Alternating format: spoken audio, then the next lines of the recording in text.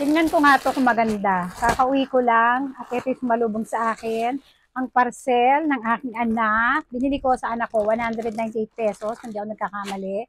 Pang swimming namin para sa darating na summer. Ayan.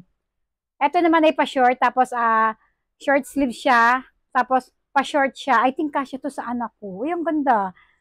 Diba? Meron siyang zipper. Ganito na yung gusto ko. Yung isang diretso lang. Ayun, layo nga ako para makita niyo. Ay, ang ganda niya mga mare. Tingnan nyo. Pa-short to. Pati to, short sleeve din. Maganda yung tela niya. Tingnan niyo tela.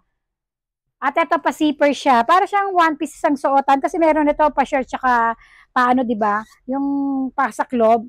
O ayan, ganyan siya. Isusuot pa ganoon. Pakita ko sa inyo yung dati kong binili. Ito yung dati. Ito naman long sleeve. Tsaka mahaba to. Ayan, mahaba o. Diba? Maganda rin to, kaya lang, maliit na sa kanya. Gamit na gamit namin to. Tingnan nyo, oh, may ano na, ano na siya, oh. Nakailang gamit na namin. Pero ito, bagay na bagay sa anak ko. Kaya lang, ngayon, sabi ko, wag naman pa long sleeve. Testingin natin tong pa-short. Pa-short sleeve, siya ka short din talaga. Oh, ayan, oh.